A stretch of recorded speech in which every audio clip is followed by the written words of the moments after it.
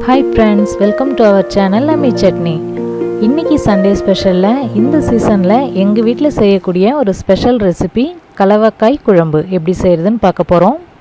இந்த சீசனில் கிடைக்கக்கூடிய நாட்டு காய்கறிகளை யூஸ் பண்ணி செய்கிறது தான் இந்த குழம்போட ஸ்பெஷல்.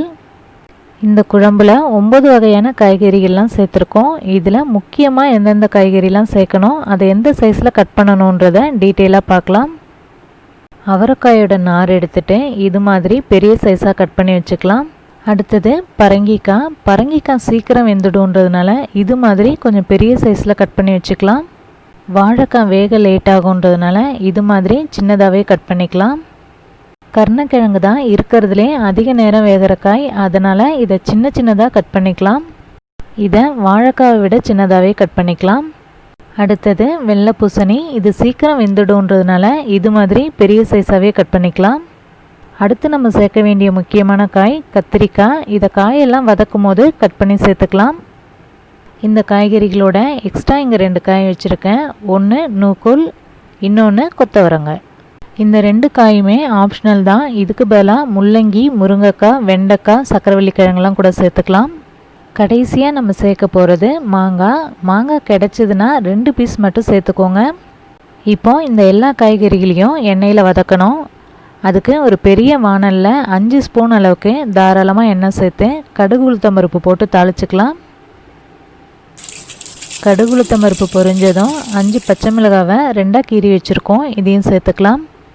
கூடவே கொஞ்சமாக கறிவேப்பிலையும் சேர்த்துக்கலாம். இந்த மிளகாய் காரமாக இல்லை, காரமான மிளகாவாக இருந்தால் 2 பச்சை மிளகாய் சேர்த்தாலே போதும்.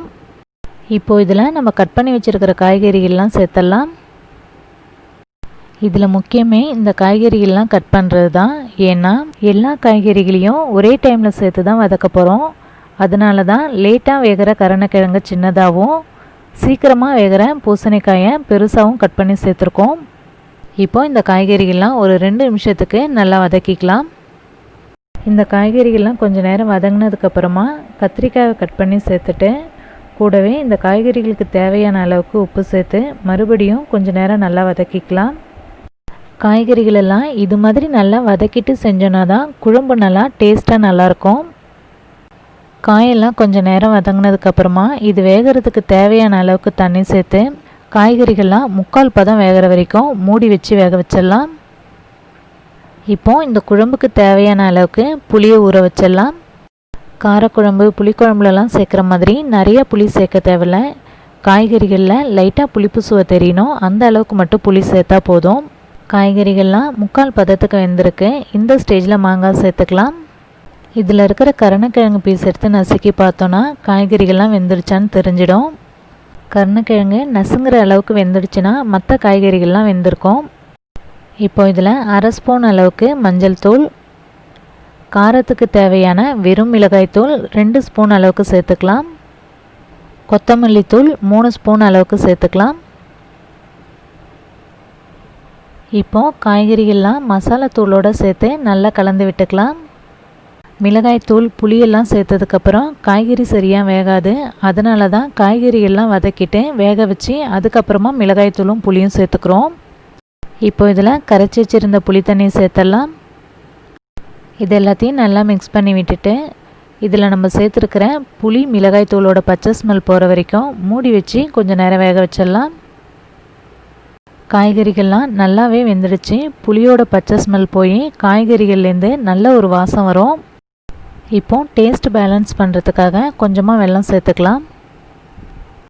நம்ம இதை கலவைக்காய் குழம்புன்னு சொல்லுவோம். ஆனால் இது குழம்பு மாதிரி தண்ணியாக இல்லாமல் இது மாதிரி கொஞ்சம் செமி கிரேவியாக இருக்கணும், அப்போ தான் நல்லாயிருக்கும். இப்போது இது எல்லாத்தையும் நல்லா கலந்து விட்டு கடைசியாக தாளிப்பு போட்டுடலாம். தாளிப்புக்கு 2 ஸ்பூன் அளவுக்கு நல்லெண்ணெய் சேர்த்து அதில் 1 ஸ்பூன் அளவுக்கு ஜீரகமும் 1/2 ஸ்பூன் அளவுக்கு பெருங்காயமும் சேர்த்துக்கலாம்.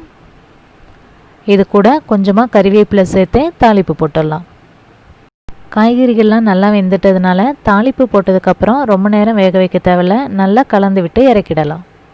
சப்போஸ் இந்த குழம்பு வைக்கும் போது புளி அதிகமாக சேர்த்துட்டாலோ குழம்பு தண்ணியாகிட்டாலோ 1/2 ஸ்பூன் அளவுக்கு அரிசி மாவில் கொஞ்சமாக தண்ணி சேர்த்து மிக்ஸ் பண்ணி குழம்புல சேர்த்து நல்லா கலந்து விட்டுட்டோன்னா சரியான பதத்தில் வந்துடும். இப்போ நமக்கு கமகமன்னு காய்கறி வாசத்தோட அருமையான கலவைக்காய் குழம்பு ரெடி ஆகிடுச்சு. குழம்பை பார்க்கும்போதே சாப்பிடணும் போல் இருக்குது. ஏன்னா இது அவ்வளோ டேஸ்ட்டாக நல்லா வந்திருக்கு. நீங்களும் இந்த குழம்பை ட்ரை பண்ணி பார்த்துட்டு மறக்காமல் உங்களோட கமெண்ட்ஸ் எங்களுக்கு அனுப்புங்க. இந்த ரெசிபி உங்களுக்கு பிடிச்சிருந்துன்னா மறக்காமல் அம்மி சட்னி சேனலை சப்ஸ்கிரைப் பண்ணுங்கள். தேங்க்யூ.